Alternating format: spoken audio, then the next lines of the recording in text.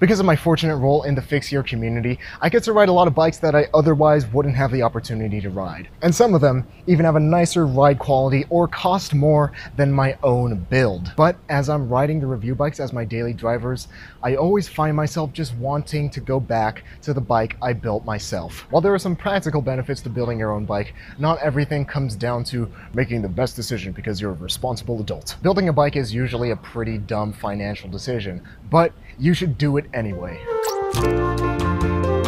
Sure, there are some logical reasons to ride your own bike build. When I go back to my own bike after riding a review bike, I remember just how well it fits, because I've dialed it in after hours upon hours of riding. A complete bike can fit well, but maybe the drops are a little bit too deep, or maybe it comes with 165mm crank arms instead of my preferred 170mm crank arms, meaning it's good, but it's not perfect. When you build your own bike, you can choose every single component to best complement your riding style, down to the last detail, from the handlebar diameter to the seat post setback to choosing between a 3/32 or 1/8 inch drivetrain. Building also teaches you how to maintain and repair your bike. And if you're diligent enough in keeping an eye on the used market, you can actually build a much higher quality bike for the same price as a complete. But if we're being real here, complete bikes will be a better use of your money like 90% of the time. Even if you score great deals on some parts, it's still just way too easy to blow past your budget. Yes, I'm speaking from experience. And all of those details that you can choose during your custom build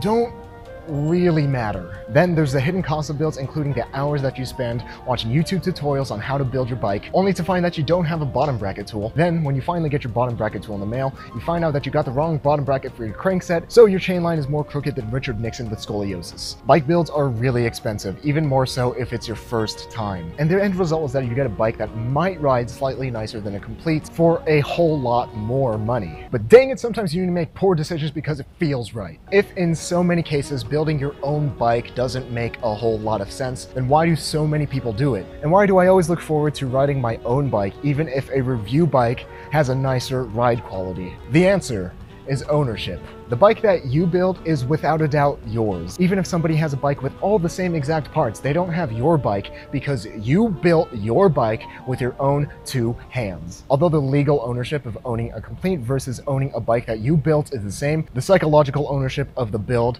is a lot higher. Because of that, we just like builds more than completes. And the more that you like your bike, the more that you'll want to ride it and take care of it. Especially in individualistic cultures, people view the stuff that they choose to own as an extension of the self. On a complete bike, one decision is made. Thus, the bike as a whole acts as a single form of expression. With builds, on the other hand, every single component is chosen for a reason, and the parts of the bike, along with the bike as a whole, becomes an extension of the self. With this intimate knowledge of every single component on the bike comes greater feelings of attachment. I've had my TB14s ever since my first fixed gear. I got my 75s from a friend that I don't get to see often anymore. I built up my Nature Boy when I was depressed because I wanted to challenge myself and complete a fixed gear century on a badass sparkly purple bike, no less. With builds, people see themselves in the bike more. Although the ride quality might not physically feel better than a complete, it just feels better in the mind to ride. Because it's not just a bike, it's a part of me, as